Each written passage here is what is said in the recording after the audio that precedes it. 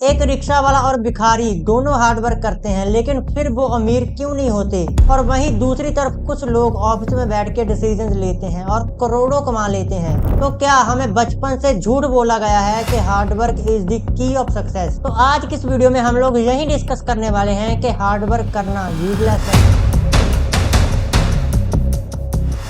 सबसे पहले तो तुम्हें एक चीज क्लियर कर देता हूँ कि हार्ड वर्क करना बेकार नहीं है। हार्ड वर्क करना और सही जगह पर हार्ड वर्क करना दोनों चीजों में डिफरेंस है। एक रिक्शा वाला भी हार्ड वर्क करता है और एक फाउंडर भी हार्ड वर्क करता है, लेकिन दोनों का आउटपुट सेम नहीं होता। पता है क्यों? क्योंकि पैसा एफर्ट से नहीं बल्कि वैल्यू क्रिएशन से कमाया जाता है। उसके बारे में तुम्हें समझाता हूँ। देखो, पैसा 3 तरीके से बनता है, जिसमें सबसे पहला पॉइंट आता है वैल्यू क्रिएशन। अगर वैल्यू क्रिएशन का मतलब समझे तो कोई भी बिजनेस किसी प्रॉब्लम को सॉल्व करके बनता है, और तुम जितनी बड़ी प्रॉब्लम सॉल्व करोगे उतनी बड़ी वैल्यू क्रिएट करोगे, और जितनी बड़ी वैल्यू क्रिएट करोगे तुम्हें उतना पैसा मिलेगा। पर अब तुम कहोगे कि रिक्शा वाला भी तो प्रॉब्लम सॉल्व करता है। हाँ, रिक्शा वाला प्रॉब्लम सॉल्व करता है, लेकिन मुझे एक बात बताओ कि रिक्शा वाला एक टाइम पर एक जगह से दूसरी जगह कितने कस्टमर्स को ले जा सकता है? 1, 2, 3, 4, 10, मैक्सिमम 10 लोगों को ले जा पाएगा। लेकिन वहीं पर एक फाउंडर जिसका सॉफ्टवेयर एक ही टाइम पर 10 लाख से भी ज्यादा लोग यूज कर सकते हैं। अब हमारा दूसरा पॉइंट आता है जो कि है स्केल।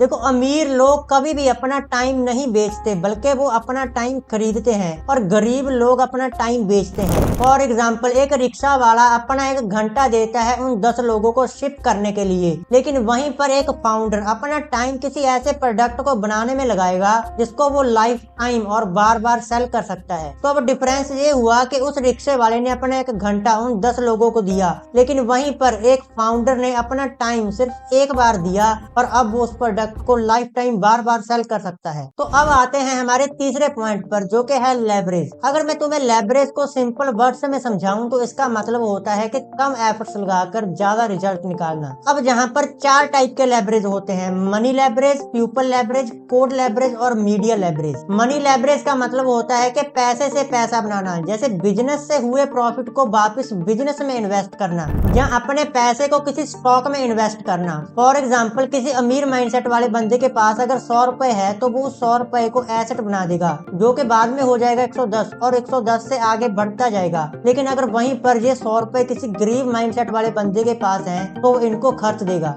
और उसके पास हो जाएंगे 0। उम्मीद करता हूँ तुम्हें समझ लगी होगी कि यहाँ पर डिफरेंस कंजप्शन वर्सेस इन्वेस्ट का है। तो अब अगर बात करें पीपल लेवरेज की, तो पीपल लेवरेज का मतलब होता है कि किसी दूसरे के टाइम और स्किल्स को यूज करना। एक रिक्शा वाला या छोटा बिजनेसमैन सारा काम खुद करता है, लेकिन वहीं पर एक बिजनेस ओनर एक स्टाफ हायर करता है, एक मैनेजर रखता है और एक टीम बिल्ड करता है। तो अब जो काम उसे खुद करना था वो ये सारा काम अपनी टीम से करवाएगा, और उसके पास जो टाइम बच गया है वो उस टाइम को अपने बिजनेस की ग्रोथ में लगाएगा। हाँ, ऑब्वियसली अगर तुम्हें शुरुआत में अर्निंग नहीं हो रही जैसे कि मैं, तो तुम टीम को हायर नहीं कर सकते, तुम्हें अपना सारा काम खुद ही करना पड़ेगा। लेकिन ये पॉइंट हमें ये बताता है कि पैसा आने के बाद उसको कैसे लेवरेज किया जाता है। तो अब अगर बात करें कोड लेवरेज की, तो इसका मतलब है कि कोई ऐसी वीडियो, कोर्स, सॉफ्टवेयर या ऐप बिल्ड करना जो तुम्हारे लिए 24 घंटे 7 दिन काम करे। तुम सो रहे हो लेकिन वो वीडियो, वो ऐप तुम्हें फिर भी पैसा बनाकर दे रहा है, मतलब कि जिसे तुम एक बार क्रिएट करोगे लेकिन बार बार सेल करोगे। अब मीडिया या कंटेंट लेवरेज के अकॉर्डिंग, अगर तुम्हारे अंदर अपने कंटेंट या कम्युनिकेशन स्किल के थ्रू दूसरों को इन्फ्लुएंस करने की या रोकने की ताकत है तो तुम कुछ भी सेल कर सकते हो।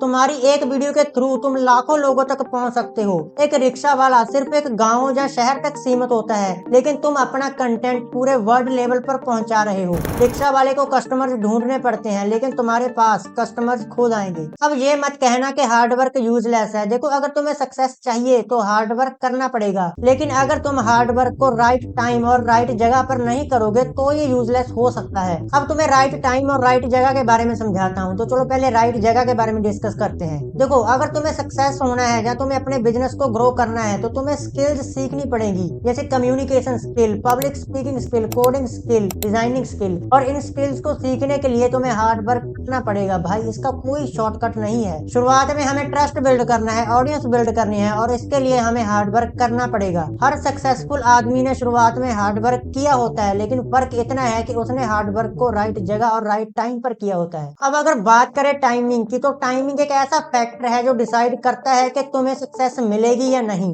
देखो मेरी बात को समझो, अगर आप 1995 में यूट्यूब शुरू करते तो ऑब्वियसली तुम फेल हो जाते, क्योंकि उस टाइम पर टेक्नोलॉजी इतनी इवॉल्व नहीं थी। लेकिन आज 2026 में अगर तुम सीडी की दुकान खोलते हो या रेडियो सेल करने की दुकान खोलते हो तो लोग तुम्हें ऑब्वियसली कहेंगे कि ये क्या मूर्ख बंदा है। तो मेरी बात को तुम समझ रहे हो ना कि मैं क्या कहने की कोशिश कर रहा हूँ। कभी कभी सही आइडिया भी गलत टाइम पर फेल हो जाता है, और कभी कभी बेसिक आइडिया भी सही टाइम पर सक्सीड कर जाता है। और बाकी हमारा नेटवर्क डिसाइड करता है कि हम लोग किन लोगों के बीच रह रहे हैं, हमारे कनेक्शंस किन लोगों के साथ हैं। और इसीलिए कहा गया है कि your network is your net worth. बाकी अगर तुम यहाँ तक पहुंचे हो तो उम्मीद करता हूँ कि तुम्हें इस कंसेप्ट के बारे में समझ लगी होगी और तुम्हें मेरी वीडियो से कुछ नया सीखने को मिला होगा।